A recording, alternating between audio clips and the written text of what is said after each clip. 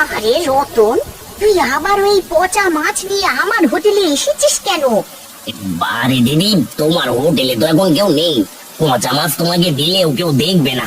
হ্যাঁ রে রতন, আজ ফিশ ফ্রাই খেতে একদমই কোনো খদ্দের আসছে না।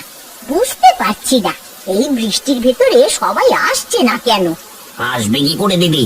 জানো না, গ্রামে জগায় নতুন একটা ফিশ ফ্রাইয়ের হোটেল খুলেছে। কি? জগাই নতুন ফিশ ফ্রাই এর হোটেল খুলেছে? কিন্তু জগাই এত মাছ কোথায় পেল? রতন, তুই এখনই জগাইয়ের পেছনে খোঁজ নে।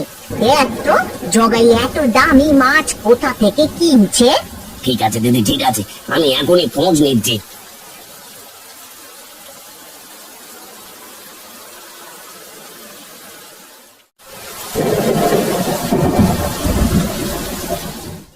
দেখো গিন্নি, প্রথম দিনে ফিশ ফ্রাই বিক্রি করে কত টাকা আয় করেছে।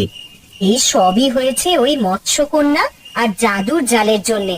ওগো শুনো, তোমার এই জাদুর জালটাকে সাবধানে রেখো। হ্যাঁ গিন্নি, যে জাল নদীতে ফেলতেই এক ঝাঁক মাছ ধরা পড়ে, সেই জাল আমি সাবধানেই রাখবো। এখন দুটো খেতে দাও তো, খুব খিদে পেয়েছে। চলো বাবা, আজ আমরা ফিশ ফ্রাই খাবো। মা অনেকগুলো ফিশ ফ্রাই করেছে। কি জাদুর জাল মৎস্যকন্যা দিয়েছে? বুঝেছি। এবার ওই জাল চুরি করে শ্যামল দিদির কাছে নিয়ে যেতে হবে। এরপরে ওই জাল নদীতে ফেলে ঝাঁকে ঝাঁকে মাছ ধরবো।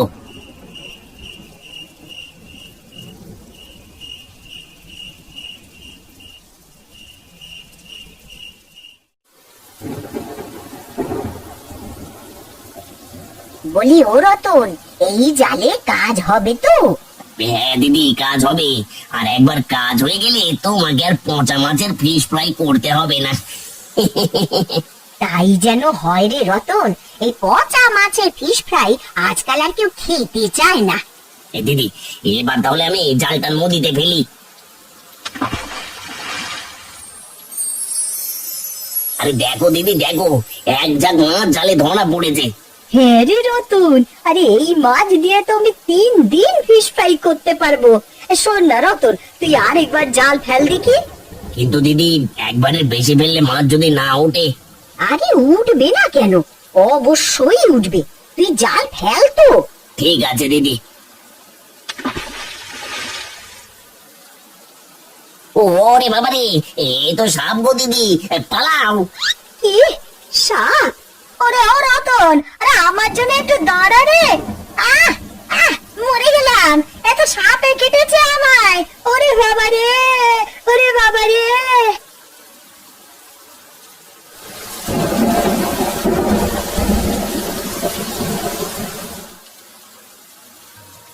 আরে জগাই, আজও গরম গরম ফিশ ফ্রাই এনেছিস নাকি? আগে হ্যাঁ মোড়ল মশাই, এনেছি তো। তাহলে আমাকে এখনই পুরো 20টা ফিশ ফ্রাই দে। গতকাল তোর কাছ থেকে ফিশ ফ্রাই নিয়েছিলাম, সেগুলো সব তোর গিন্নিমা একাই সাবার করে ফেলেছে। কি সব বলছেন? গিন্নিমা নাকি অসুস্থ? তাহলে তাকে ফিশ ফ্রাই কেন খেতে দিয়েছেন? আর বলিস না, ওই শ্যামলির পচা মাছের ফিশ ফ্রাই খেয়ে তোর গিন্নিমা অসুস্থ হয়ে পড়েছিল। এখন আবার তোরাদের ফিশ ফ্রাই খেয়ে সুস্থ হয়ে গেছে। দাঁড়ান মোড়ল মশাই, আপনাকে এখনই 20টা ফিশ ফ্রাই দিচ্ছি। শোন জগাই, আজ থেকে এই গ্রামে শুধু তুই একা ফিশ ফ্রাই বিক্রি করবি। কি বললেন? আমি একা বিক্রি করব মানে? তাহলে শ্যামলী দিদির কি হবে মোড়ল মশাই? পচা মাছের ফিশ ফ্রাই বিক্রির কারণে আমি আজ এই শ্যামলির হোটেল বন্ধ করে দিয়েছি। যে এবার জলদি করে তোর গিন্নিমার জন্য 20টা ফিশ ফ্রাই দে। বেশি দেরি করে ফেললে তোর গিন্নিমা কিন্তু ভাই আস্ত রাখবে না বলে দিলাম। এই নিন মোড়ল মশাই, আপনার পুরো 20টা ফিশ ফ্রাই।